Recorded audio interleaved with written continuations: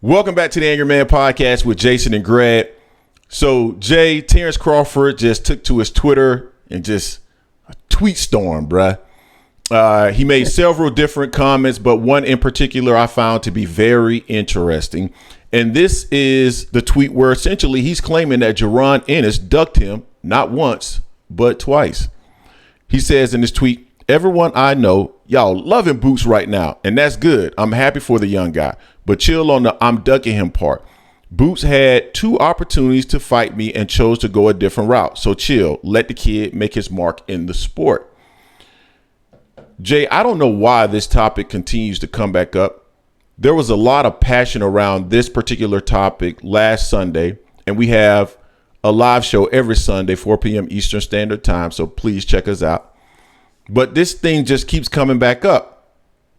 And, you know, I have said in the past, Jay, that I feel that Terence Crawford is the best in the sport at controlling the narrative. That's the way I'm going to frame it. Controlling the narrative. He is excellent at that because what he does is he looks at his fans, he looks at what they're saying, and he takes it and he regurgitates it, and then it becomes fact, specifically to his fans, right? And I could talk about this whole WBO and IBF route because that's the situations that he's talking about. The WBO versus the IBF, and then the supposed opportunity that he had to face him earlier in the year where supposedly BLK Prime was going to make that fight. Jay, we've done a video on the WBO versus IBF route. I can go back down that path again. I could talk about the fact that Jaron Ennis was never ranked number one by the WBO. So how in the hell did he have an opportunity to fight you? He was never made the mandatory. I can talk about the fact that the WBO rankings had not moved in several months. Literally, their rankings were the same. I can talk about the fact that Virgil Ortiz did not want the opportunity, and because he did not want the opportunity, the WBO allowed him to just occupy that space. This whole notion that Jaron Ennis could have just petitioned the WBO. How are you petitioning the WBO if you're not number one? If you're not ranked number one? But they love making those arguments, right? We could go down that path. Or we could go down the path, Jay, of this whole notion with BLK Prime. Terence Crawford supposedly made $10 million by facing David Avanesian, right? How much money would he have had to have made in order to fight Jaron Ennis back in January? 30, 40? Because Jaron Ennis is 5-6 times better than David Avanesian. So how much money would they have had to have paid him to make that fight? I can go down that path because there's no way BLK Prime was going to come. I don't even believe the $10 million, but there's no way BLK Prime was going to come up with enough money to entice Terence Crawford to take a fight with Jaron Ennis back in January. I could go down the path of, okay, you know, you guys have been talking about Terence Crawford, and today he doesn't need to fight Jaron Ennis because Terence Crawford is looking for bigger and better things. So if Terence Crawford doesn't need to fight Jaron Ennis today because Jaron Ennis doesn't bring anything to the table today, Jaron Ennis is maybe slightly marginally more popular than he was in January. So then how would he be interested in fighting that version of Jaron Ennis who was even less popular than he is today?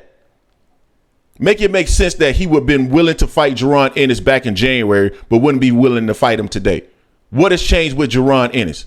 And miss me with Terence Crawford, because if Terence Crawford is the pay-per-view star that you guys say he is, he'll do 700,000 pay-per-view buys by himself, right? Because you're saying that he's on that level. I've heard that multiple times, which means that all he has to do is offer Jaron Ennis, I don't know, 25% split, 30% split. He'll have to take it. And Terence Crawford would make, I don't know, off the gate and the pay-per-views, if he's doing 700,000, what, $20 million?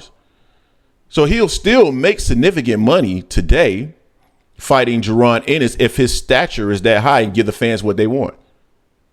So let's kill all those excuses. But I'm going to go down one path and one path alone, right? And it is this. Let's forget about the WBO route. I don't even want to talk about it anymore. Let's forget about and not even talk about the BLK Prime route. If you guys want to say that happened, fine. Okay, it happened. If you want to say he ducked him in the WBO, fine. Let's say it happened. He want to fight you today. What does any of that shit have to do with today? What does it have to do with today? That happened whenever it happened. Jaron, if you saying that Jaron Ennis felt like he wasn't ready to fight you back in when he was ranked in the WBO, if he wasn't ready to fight you back in early January, well, guess what? He ready to fight you today. He said it. He told us that you're still on his list. So all that other stuff is just what it is. It's just a diversion because Terence Crawford is excellent at changing the narrative, trying to change the conversation. All that crap right there is just noise. He wants to fight you today. That's all that really matters, right? So, Jay, what's your thoughts on that? Man, I'm going to pull a Bud on Bud right now. And what I mean by that, I'm going to give him some compliments first. And then I'm basically backhanded compliments. You know, I'm gonna big him up and I'm gonna put him back down. So basically, also in this tweet storm, after you talked about, let Boots had 2 opportunities. He also said, this is one thing I do agree with. He said, y'all sure do turn y'all backs on fighters like they right. not ish nowadays. Try to lose a fight and it's F him. We don't want to see him fight that guy again. He's right. Whereas all the real boxing supporters that win, lose, or draw, they still support. I agree 100% with that. And let me say one more thing before you keep. I don't think Terence Crawford is ducking Jaron Ennis because I don't think he's ever going to fight at 47 again. I want to make that clear. I don't think he's ducking him because I don't think he's going to fight at 47 again. So this is a no point. But go ahead. Yeah. So I agree. I don't think he's coming back down to 47 anyway. Also, he says, they say they want to watch the best fight the best, like Errol not one of the best now that he have one lost. He meant lost, but lost. LOL. Y'all kills me with the BS. In what other sport does a lost not make you one of the best in that sport? So to the Bud fans that have been crapping on Spence, this is saying that he's still saying that Spence is one of the best. So that kills y'all narrative that says Spence ain't ish. So that goes against y'all from your own man. But I know y'all going to switch and say Bud's going to say multiple things. He'll switch around. Then Bud says, you don't have to tear one fighter down to try and bring the next one up. Completely agree. We the only sport that allows reporters to do ish like that. We put our lives on the line to entertain y'all. Y'all need to learn some respect and leave the bias ish at home just because you like a fighter. Completely agree with that. So Bud's 3 for 3 right now with me. But the fact that he's gonna say Dukes has been butt dunking him and everything, I can't agree with that, man. You done changed the narrative. I mean, so many times. I know you said you weren't going down that street about BLK Prime and all that stuff before. I'll exit off the interstate down that road for a little bit, meaning that when he fought David Avenesian, he said Boots' name didn't come up. Said it never came up. So now all of a sudden, after that, it comes up and all this stuff, and Boots somehow miraculously ducked him. As you stated earlier, Boots was never number 1 in the WBO.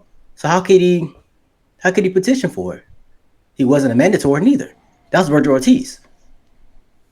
So Boots saw the writing in the water. He was never going to get a chance to be number 1 or a mandatory. So he went the route that he could become a mandatory, which is the IBF. He did that. Bud's words in the past, I always fight my mandatories. Boots was a mandatory. We know he couldn't fight him because he had a rematch with Spence. That's cool. So why y'all whining that they stripped him because he couldn't make that fight? He inherited Spence's mandatories. That's how it works. Boots had already been there for 2 years. IBF said, nah, we think Bud's not coming back down to 147. He's already accomplished being what he wanted to do. He wanted to be 2-time undisputed 147 pound. 2-time undisputed. He did that. Whether he has his belt or not means nothing. But the fact that he's going to this Twitter storm and not telling half truths on things it's crazy to me. He just needs to stop. I mean, one thing about Bud, he's not going to delete any of it. He doesn't tweet and delete. I give him credit on that. He just tweets it and lets his fans change the narrative as he changed the narrative as well. Because I'm quite sure you're going to change and switch this up here. But you can't tell me you can't say he's saying that you can't tear fighters down for another fighter when he's done that himself. He's torn other fighters down, made them not look like nothing. Because he said that about Spence. That Spence wasn't all that. Now he said Spence is one of the best against his own fans, basically saying that Spence wasn't good neither. So he's been all over the place on that. But saying that Boots ducked him twice, come on, Bud. But you're better than that. We're not. And whoever's saying that Bud is ducking Boots, That's not true neither. Bud's not ducking boots. Again, let me say that. AM Sports Media said this on multiple times. We don't think Bud is ducking boots. It's just not worth. It's not the money in there for him. But if he stays at 147, he should fight Boots because that's the best fight for him at 147. That's the only way I would say he's ducking Jaron Ennis if he actually stayed at 47. My point is this, and really these videos are more designed for his fans than anybody else. But this statement that Jaron Ennis had 2 opportunities to fight him, I don't buy. Number one, I don't buy it. But number 2, regardless, if he wants to fight you today, what does it have to do with today? If you stand at 147, what does it have to do with today? They don't really want to hear it. So, Terence Crawford made a lot of good points in some of those tweets that he said. This whole thing about tearing Terence Crawford down, I don't feel like anyone is tearing. Well, there may be certain people that get personal with stuff like that. We don't get personal. I don't have any personal animus towards Terence Crawford. I've told you guys this on multiple occasions. One of the things that I'm challenged with in regards to any athlete is anybody that's always trying to control a narrative. That's always been my pushback with Terence Crawford, that he's always trying to. That's why I don't like LeBron, because I think LeBron is constantly trying to control the narrative. And when I say don't like him, I mean not like a fan of like LeBron as an athlete in that regard. Like when you think about Terence Crawford and LeBron for that matter, they resonate with me in terms of being family men, being people who are inspirational to their family, individuals who take finances seriously, take generational wealth seriously.